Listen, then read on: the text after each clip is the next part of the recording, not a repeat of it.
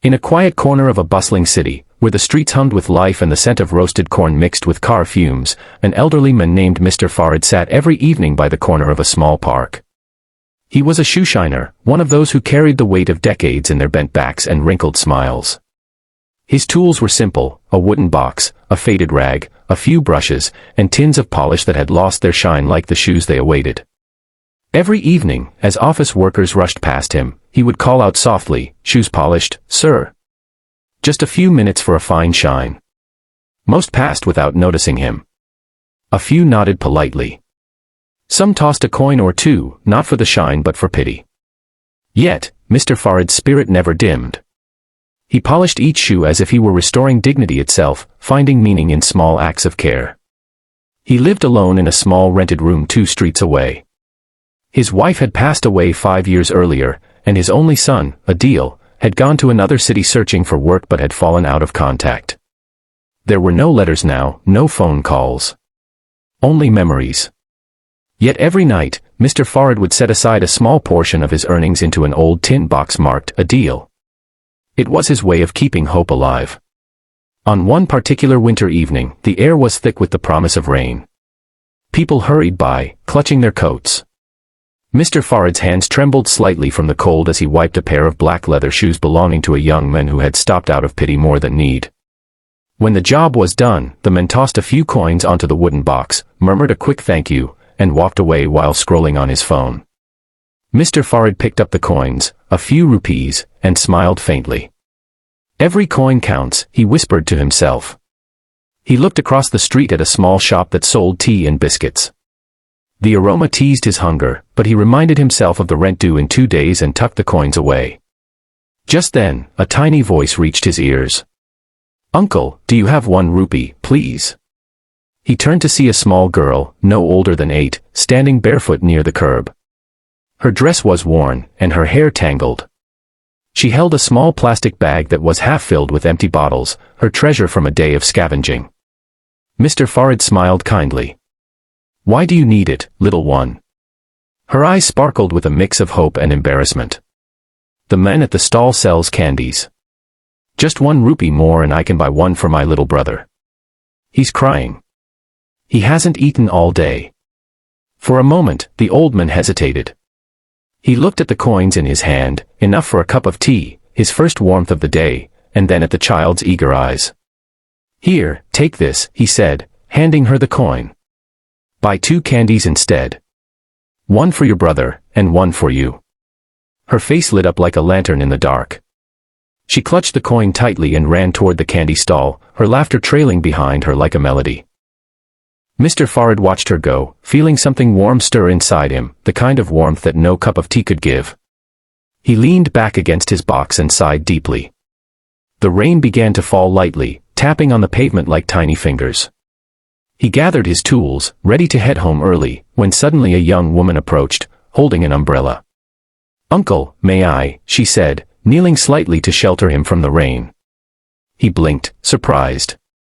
"Oh, no need, child. I'm fine. You'll get wet." "It's okay," she said gently. "You shouldn't sit in the rain." She looked around, then smiled. "You polish shoes, right? How much?" 20 rupees, miss," he replied.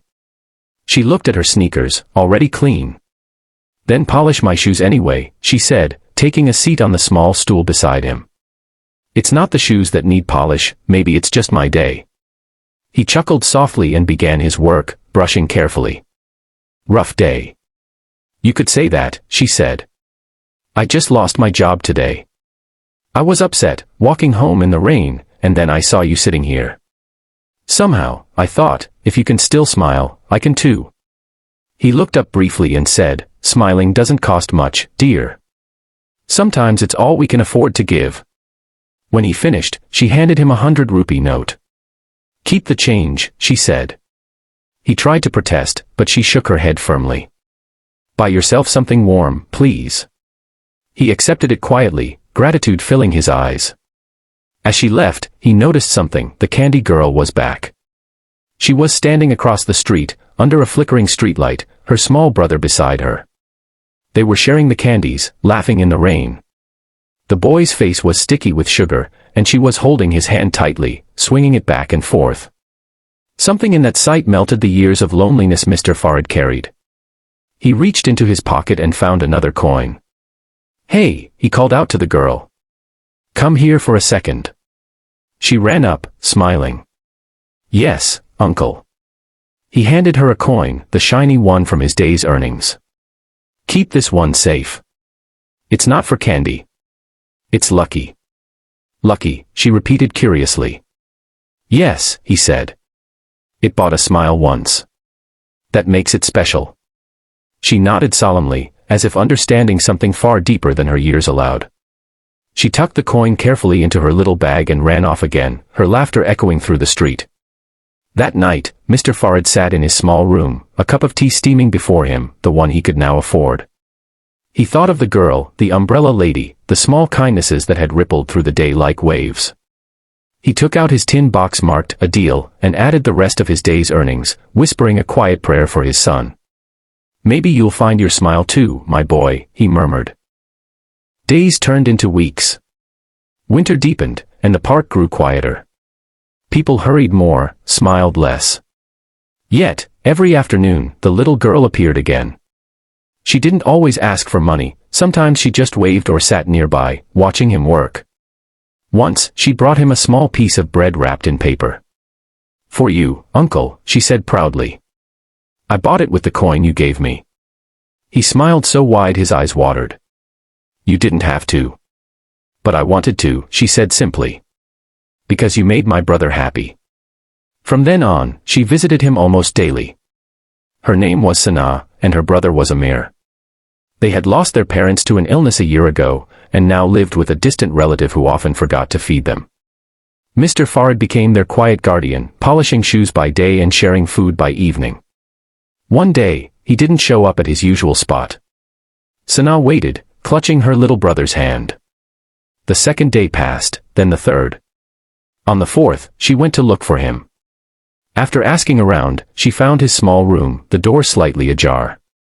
Inside, the old man lay on his bed, weak and pale. "Uncle," she cried, rushing to his side. He opened his eyes slowly and smiled faintly. "Ah, my little sunshine. I was hoping to see you again." "You're sick," she said, tears brimming. "It's just a cold," he said softly. "I'll be fine soon." She shook her head.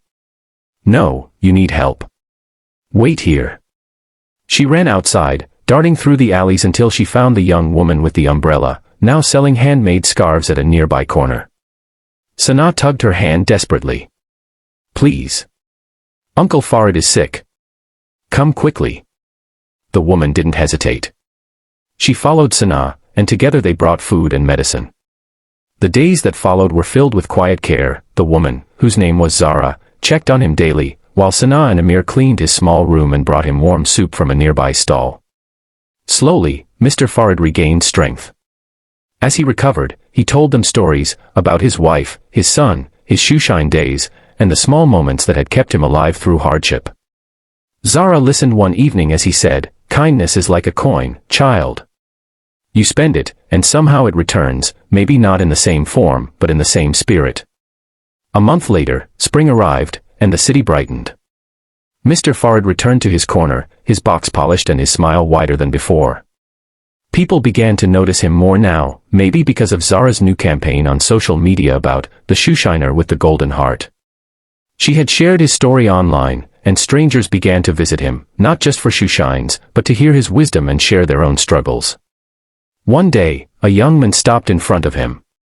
His clothes were dusty, his hair unkempt, and his eyes tired. "Sir, do you remember me?" he asked softly. Mr. Farid looked up, squinting. Then his heart stopped. "A deal," he whispered. The young man nodded, tears spilling. "I saw your picture on the internet. I didn't know where you were all this time. I've been looking for you." The old man rose slowly, his hands trembling. "My boy, my son." They embraced right there on the sidewalk, while passers-by paused to watch a reunion that seemed to stop time. Sana clapped, and Zara wiped her tears quietly. Later, as they all sat together sharing tea, Adil noticed a small coin hanging by a thread around Sana's neck. "Where did you get that?" he asked. She smiled. "Uncle gave it to me. He said it was lucky." Mr. Farid chuckled softly. "It's the coin that bought a moment of joy," he said. "And it looks like it bought a few more since then." That evening, the sun dipped low, painting the sky in shades of gold. Laughter filled the air, the laughter of a family found through kindness. The coin that once passed from hand to hand, carrying with it the warmth of a single act, had done something greater than buy candy or tea. It had bought connection, hope, and the reminder that even the smallest gift can ripple into a lifetime of joy. And in that moment, as the city lights flickered on, the world seemed just a little kinder, all because one old man chose to spend his last coin on someone else's smile.